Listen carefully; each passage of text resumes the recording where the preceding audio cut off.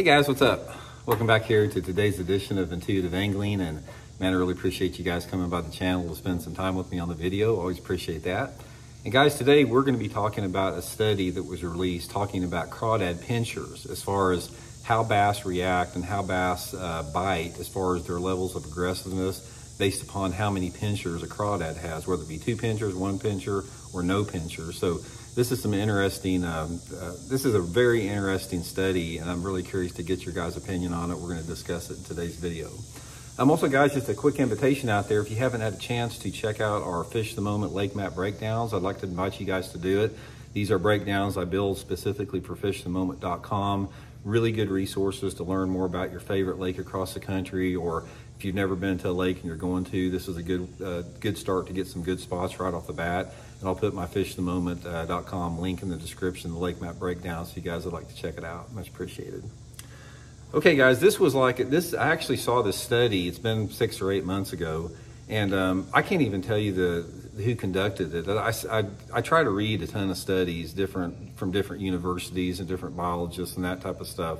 And this particular one, there was a sample group, and this, I can't remember if it was just an individual or a biologist who was doing this test group, but it was in a contained environment where they had bass in a, like a brood tank, that type of a thing, where you could see them, real clear water.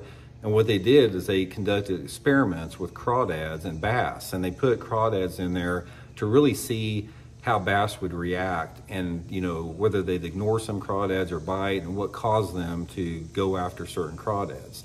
The first thing that came out, which I think a lot of people know, is bass prefer soft-shelled crawdads when they're molting. If you guys have never felt a crawdad when they're molting, their shells are like, you can pinch them in really easy. They're like paper thin, and bass know when these fish have a soft shell on them, and they gobble up soft-shell crawdads.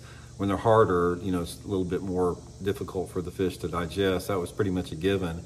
But the interesting study that they had on this is that when a bass was in a tank and it was confronted with 3 different crawdads, it was confronted with a crawdad that had 2 pinchers on it, or 1 pincher, or no pinchers. The bass that had 2 pinchers on it, by the way, guys, this is that Megabass sleeper craw right here. I'll put my Tackle Warehouse link in the description. I pulled a pincher off of it for this particular video, but you guys might want to pick up one of that link there. They're really cool. But anyway, what the deal is the bass that had 2 crawdad pinchers intact, the bass preferred them by far less than any other pincher. If they had 1 pincher, which a lot of crawdads do, something like they were twice as apt to bite that crawdad. And if they had no pinchers, if there was no pincher at all on the bait, on the crawdad itself, they bit that thing even better. It's like, no pinchers on the crawdad made them, they can't defend themselves as much. 1 pincher, they can't defend themselves as much as 2. And 2, they were more hesitant, because if you've seen a good sized crawdad, like if you see a 3 or 4 inch crawdad, they look pretty menacing when they got their pinchers up like that. Some of those pinchers are like that big on a big crawdad. That can be intimidating to some bass. They may not want to challenge that or go after that. But if you've got a crawdad out there that's only got 1 pincher, he's going to say, well, that thing looks wounded, I'm going to go for it. And if that thing doesn't have any pinchers on it, well, that thing is completely helpless, I'm going to gobble it up. So here is what I have. Based upon that, I got real excited about this study. So I started taking pinchers off of my sleeper craws like this, and off of my crawdad type baits. I even took, like on a, when I was using a jig with a trailer on it, I'd pull one of the legs off the trailer. And I got thinking, it's like, okay, well, if that study is true, then if I just start fishing my baits with 1 craw on it, I'm going to get more bites. I started doing that, guys, and I didn't get any more bites. It's like, I even took some like with the sleeper craw, and I pulled off all the craws on, all the pinchers on it. It didn't make any difference. I still got the same amount of bites, whether it was no craws, 1 craw or 2 craws. I got less bites if there was no craws on it. So from that standpoint, that puzzled me a lot, because it's like, why was this study so conclusive after watching these bass for months feed on these crawdads, and they obviously preferred the ones with the fewer pinchers? Why didn't that translate over into your artificial lure category? That is another that's one of those other mysterious variables in fishing that we don't understand. And there's so much about bass as far as what they can perceive that we just simply cannot comprehend what it is. But I can tell you one thing. You look at this sleeper craw right here, guys. This thing looks exactly like a real crawdad. I mean, exactly. The pincers are the same. And I've used other crawdad imitators out there where they look exactly like crawdads. And you would think that a bass would hit them as good as a real crawdad, and they don't. It's like I could take this right here and I could put it on a drop shot and go down to Table Rock Lake off of Main Lake Point and probably never get a bite drop shotting it.